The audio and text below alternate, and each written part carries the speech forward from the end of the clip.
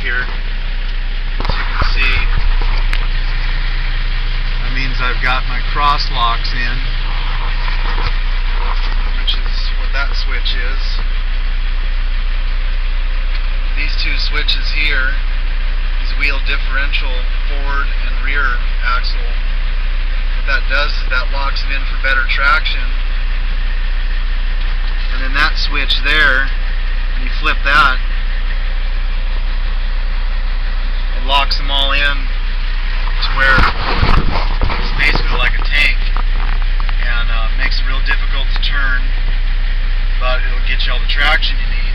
Now, I'm hoping I can make it up around these corners without spinning out, because if I come to a stop, since there's no one here tonight, I'm pretty much stuck. I'm going to have to park the truck and probably sleep in it, so I'm going to give her a shot and see if I can't pull out of here. So, here we go.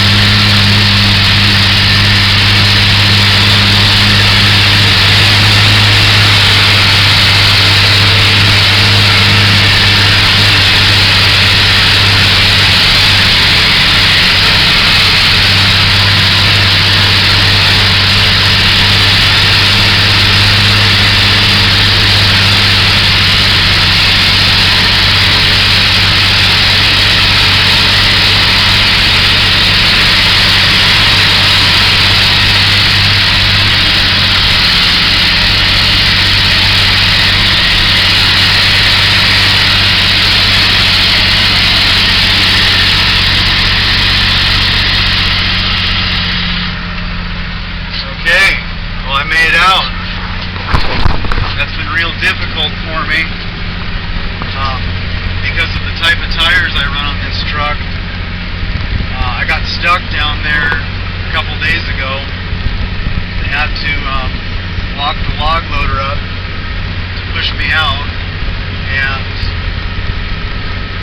it's kind of something coming up here by myself and loading. You know, it's always a real possibility that I could get stuck. If I do, I'd probably have to just park up and wait, overnight until someone came in the morning. I could take the log loader and walk it up and take the load off of me, but I'll tell you the truth, I'd rather sleep in my truck, so I'm going to do that because it's just counterproductive. I've been real lucky so far that I haven't had to do that.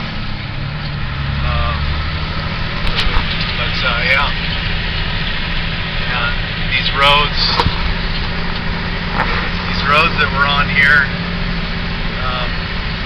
unlike a normal tractor trailer where you have to swing real wide to go around corners, my truck is designed so that on the truck and on the trailer there's some steel pieces that are called a bunk and bolster, and that's what the logs sit on, and they swivel, and my trailer, where it hooks onto the truck, has what is called a compensator. So what happens is as I go around corners, that compensator pulls out of the center of the trailer tube, and it helps me go around corners real easy. You'll notice as I have my rear view mirror, you'll see how it pretty much follows me. and it's a lot easier to take around corners. The only thing is, like any truck, if you're going downhill, going uphill, and you're turned, you can lose traction on one side. And it's a pretty good system. Occasionally, these roads are so narrow that you do have to get over a little bit farther to one side so that you can go around corners, and you do get very close to the inside corner. Now I've taken my trailer off-road twice since I've owned this truck, which has been September, and the first time was on Mount Jupiter down in Brennan, and I was able to actually put the truck locking differentials in and drive out of the ditch I was in. And the second time was here on this job that I said before, and they had to walk the log loader up and take all the logs off and put the trailer back in the middle of the road and reload me. And the reason why that happened is it was early in the morning, and I took a corner too sharp and ended up putting that trailer just right in the ditch there. And because I have a third axle that steers, it didn't want to try and put me back on the road. It steered me right toward the ditch. And the danger with trying to pull out of the ditch like that, and you have say the trailer is stuck, is that you can strip the load off of the truck, which means if your truck is moving and your trailer isn't, it'll pull that compensator out the end of the trailer and strip all the logs off the bunks on the truck, and it can damage your mud flaps, your light bar, and they'll have to take the log loader, pull everything off, and reload you again.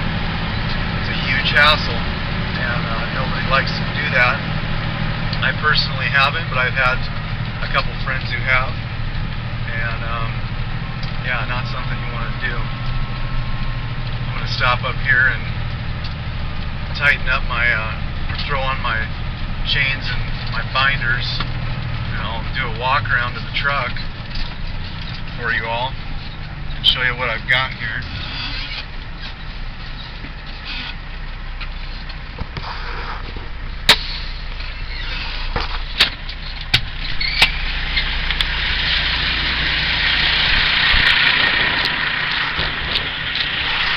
That's it.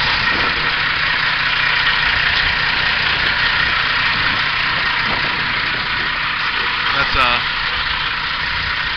Lincoln's steerable axle on the trailer. It doesn't lift, it stays in one place.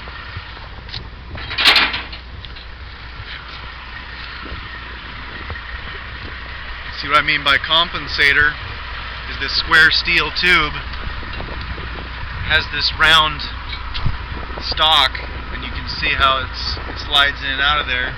It's called a bail latch, and when you don't have any logs on, that keeps the compensator from sliding out. And as with this corner I'm on right here, as you can see the truck slightly turned, it's pulled that compensator out. So it allows you to turn corners a lot easier than when you have a full-size trailer that long haulers use.